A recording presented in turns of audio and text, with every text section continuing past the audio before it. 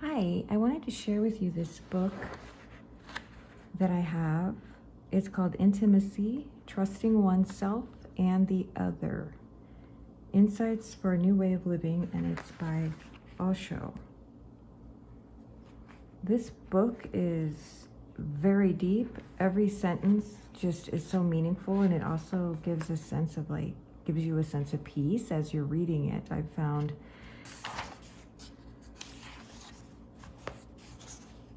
first things first, the ABC of intimacy. Start where you are, be authentic, listen to yourself, trust yourself. Now, this might sound very cliche, but his way of teaching, Osho's way of teaching, it's just, every sentence, like I said, is so deep. Then we have intimacy with others, the next steps. Because first you have to have intimacy with yourself and understand and know yourself before you can be intimate with others. Then there's 4 pitfalls: the habit of reaction, stuck on security, shadowboxing, false values. And then tools for transformation. On the way to intimacy, response to questions. And then there's some information about the author. There's also a meditation technique included. So this is a really nice book. I would like to read to you one section. Accept yourself.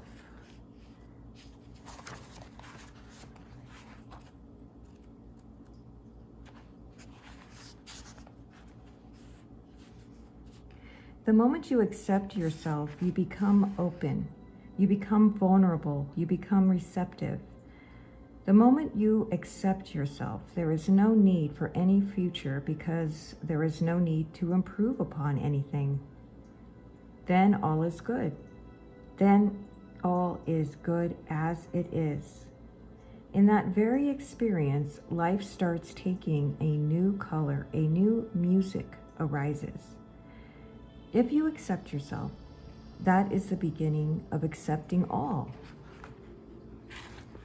If you reject yourself, you are basically rejecting the universe. If you reject yourself, you are rejecting existence. If you accept yourself, you have accepted existence.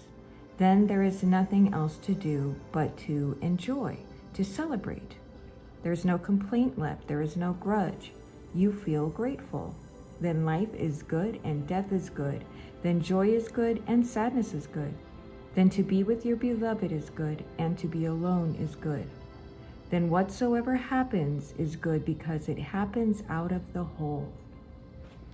But you have been conditioned for centuries not to accept yourself.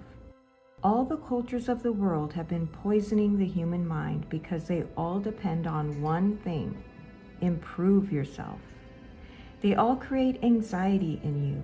Anxiety is the tense state between that which you are and that which you should be. People are bound to remain anxious if there is a should in life. If there is an ideal that has to be fulfilled, how can you be at ease? How can you be at home? It is impossible to live anything totally because the mind is hankering for the future. And that future never comes. It cannot come. By the very nature of your desire, it is impossible. When it comes, you will start imagining other things. You will start desiring other things. You can always imagine a better state of affairs, and you can always remain in anxiety, tense, worried. That's how humanity has been living for centuries. Only rarely, once in a while, has a man escaped out of the trap. That man is called a Buddha, a Christ. The awakened man is one who has slipped out of the trap of society, who has seen that this is just absurdity. You cannot improve yourself. And I'm not saying that improvement does not happen, remember, but you cannot improve yourself. When you stop improving yourself, life improves you. In that relaxation, in that acceptance, life starts caressing you. Life starts flowing through you. And when you don't have any grudge, any complaint, you bloom, you flower.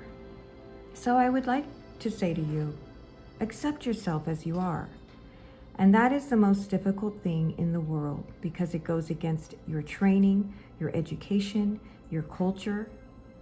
From the very beginning, you have been told how you should be. Nobody has ever told you that you are good as you are. They have all put programs in your mind. You have been programmed by parents, by priests, politicians, teachers. You've been programmed for only one thing.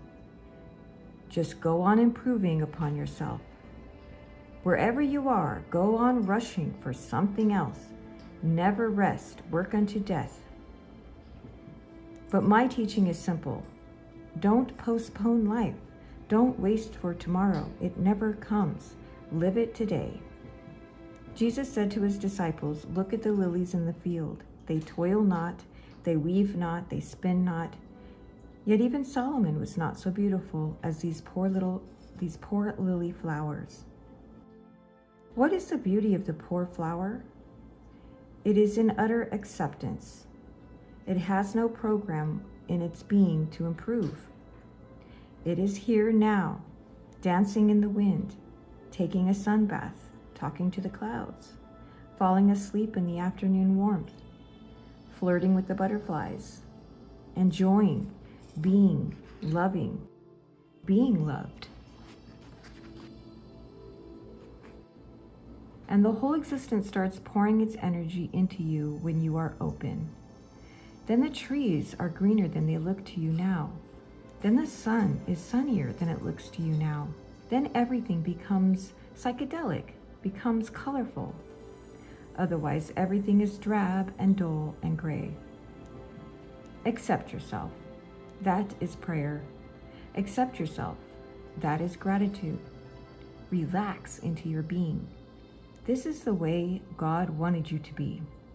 In no other way did he want you to be. Otherwise, he would have made you somebody else. He has made you, you, and nobody else. Trying to improve upon yourself is basically trying to improve upon God, which is just stupid, and you will get madder and madder in trying that. You will not arrive anywhere. You will have simply missed a great opportunity. Let this be your color, acceptance. Let this be your characteristic, acceptance, utter acceptance. And then you will be surprised. Life is always ready to shower its gifts on you. Life is not a miser. Existence always gives abundantly. But we cannot receive it because we don't feel that we are worthy to receive it. That's why people cling to miseries. They suit their programming. People go on punishing themselves in 1,001 subtle ways. Why? Because that fits with the program. If you are not as you should be, you have to punish yourself. You have to create misery for yourself. That's why people feel good when they are miserable. Let me say it. People feel happy when they are miserable. They become very, very uneasy when they are happy. This is my observation of thousands and thousands of people. When they are miserable, everything is as it should be. They accept it. It fits with their conditioning, with their mind. They know how horrible they are. They know that they are sinners. You have been told that you are born in sin. What stupidity! What nonsense! Man is not born in sin. Man is born in innocence. There has never been any original sin. There has only been original innocence. Each child is born in innocence. We make him feel guilty. We start saying, this should not be. You should be like this. And the child is natural and innocent. We punish him for being natural and innocent, and we reward him for being artificial and cunning. We reward him for being phony. All our rewards are for phony people. If somebody is innocent, we don't give any reward. We don't have any regard for him. We don't have any respect for him. The innocent is condemned. The innocent is thought to be almost synonymous with the criminal. The innocent is thought to be foolish. The cunning is thought to be intelligent. The phony is accepted. The phony fits with the phony society. Then your whole life will be nothing but an effort to create more and more punishment for yourself. And whatsoever you do is wrong, so you have to punish yourself for every joy. Even when joy comes, in spite of yourself, mind you, when joy comes in spite of yourself, when sometimes God simply bumps into you and you cannot avoid him, immediately you start punishing yourself. Something has gone wrong. How can this happen to a horrible person like you? Just the other night, a man asked me, "You talk, Osho, about love. You talk of offering your love. But what have I got to give to anybody? What have I got to offer to my beloved? I have nothing." This is the secret idea of everybody. I have nothing. What do you not have? But nobody has told you that you have all the beauties of all the flowers, because man is the greatest flower on this earth, the most evolved being. No bird can sing the song that you can sing. The bird songs are just noises, although they are still beautiful because they come out of innocence. You can sing far better songs of greater significance, of much more meaning. But you ask, what have I got? The trees are green, beautiful, the stars are beautiful, and the rivers are beautiful. But have you ever seen anything more beautiful than a human face? Have you ever come across anything more beautiful than human eyes? On the whole earth, there is nothing more delicate than the human eyes. No rose can compare, no lotus can compete. And what depth? But you want to know, what have I got to offer in love? You must have lived a self-condemning life. You must have been putting yourself down, burdening yourself with guilt. In fact, when somebody loves you, you're a little bit surprised. What, me? A person loves me? The idea arises in your mind, because he does not know me, that's why. If he comes to know me, if he comes to see through me, he will never love me. So lovers start hiding themselves from each other. They keep many things private. They don't open their secrets because they are afraid that the moment they open their heart, the love is bound to disappear because they cannot love themselves. How can they conceive of anybody else loving them? Love starts with self-love. Don't be selfish, but be self-full. And they are two different things. Don't be a narcissist. Don't be obsessed with yourself. But a natural self-love is a must, a basic phenomenon. Only then, out of it, can you love somebody else. Accept yourself, love yourself. You are God's creation. God's signature is on you, and you are special, unique. Nobody else has ever been like you, and nobody else will ever be like you. You are simply unique, incomparable.